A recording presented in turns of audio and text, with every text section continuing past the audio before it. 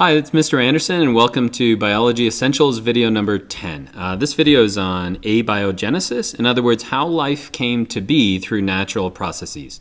Now, one of the first people to kind of tackle this, really deep questions was somebody named Aristotle. And he came up with this idea of weird, like elements. There's certain elements, and there's an element that can breathe life into inanimate objects. And so that's kind of reflected here in this. This is from a Roman poet in 20 AD. This is a recipe to make bees. So if you want to make bees, you kill a bull, you build a shed, you place the dead bull in the shed on some branches and herbs, you wait for summer, and then the decaying body of the bull will produce bees. And so this idea back then was called spontaneous generation. In other words, people knew, for example, that a seed, if you plant it, would eventually turn into a plant.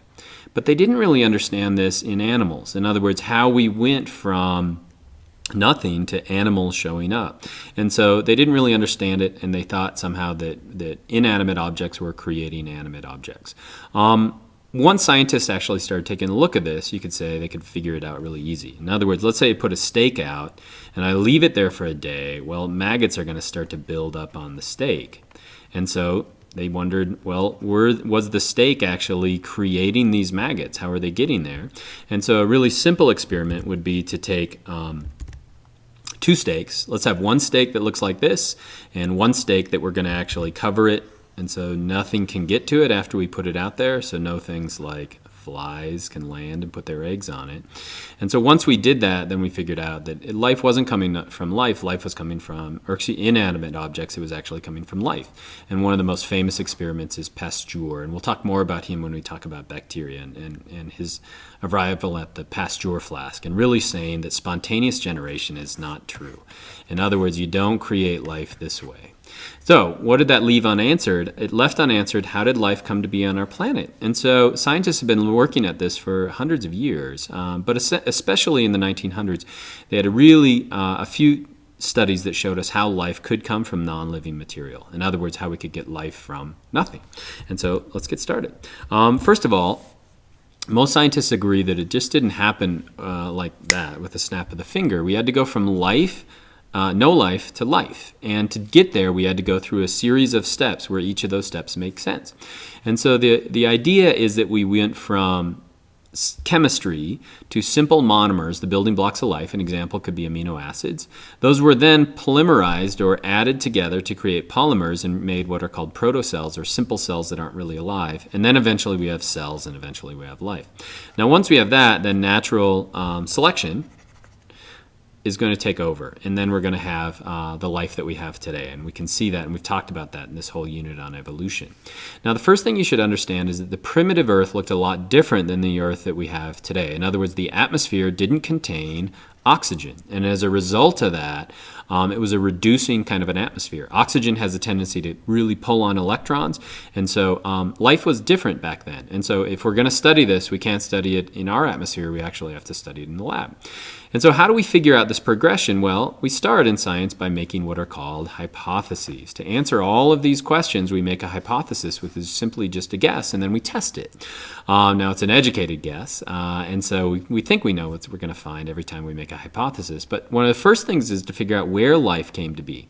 And we think that Darwin had suggested maybe it starts in some warm pond, and so this idea of a primordial soup. And then a lot of people are starting to look at the surfaces. In other words, maybe it's on clay. It's a great place where you could actually make some of this polymerization take place. And then what's the sequence? There are some scientists that are looking at maybe genes showed up first, and others that looked at metabolism. Maybe metabolism showed up. So let's get started.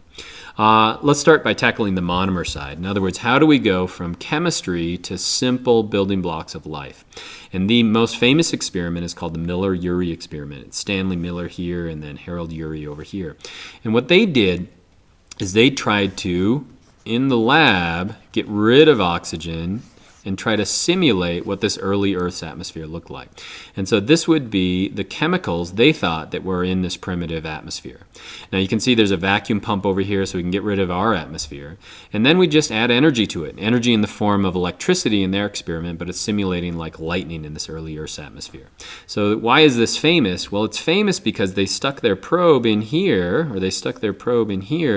and they found the building blocks of life. In other words, they found amino acids. Now, they found a few amino acids. We've actually looked through their work and found that they found in these experiments 25 amino acids. Now, there are only 20 amino acids used in living things.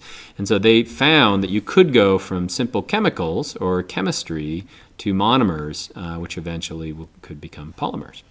Okay, another thing interesting in the Miller-Urey experiment is that the amino acids that showed up right away are old amino acids. In other words, they show up in the latest universal ancestor. In other words, the one ancestor that's shared by all organisms. If we look at the most ancient organisms on our planet, in other words, those that show the most DNA that's shared by all living organisms, we find that those genes actually code for the amino acids that were found in the Miller-Urey experiment.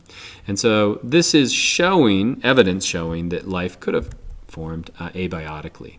Now, once we go from monomers, the next step is to go from a monomer to eventually a polymer. In other words, amino acids are the building blocks of life, but they're not life. What is life made up of? Life is made up of proteins. And so how do we go from simple monomers to polymers? Well, first we have to figure out where that could occur. A lot of scientists think it started in some kind of a primordial soup. Some scientists think it started in thermal vents. It was probably shielded from space because we'd have a lot of radiation that would quickly break down any of these polymers. The next thing is to figure out what's the sequence of events.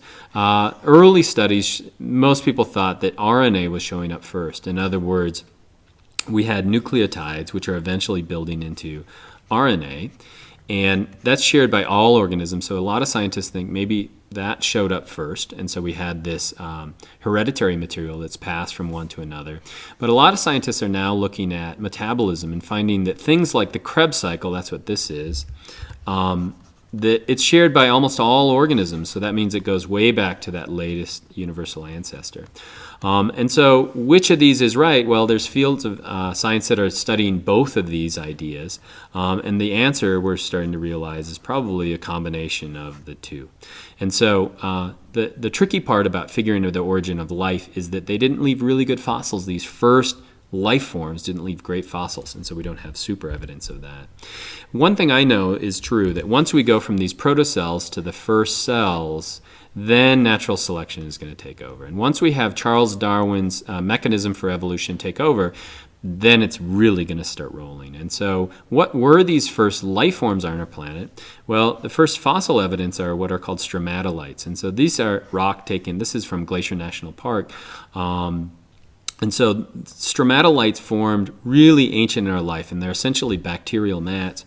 These are some stromatolites that are forming today in Australia. And so what you have is bacteria forming up on the top, you have sediment forming on top of that, and then you have bacteria forming on that, and it eventually builds up like this, and you can kind of see that built-up pattern like this.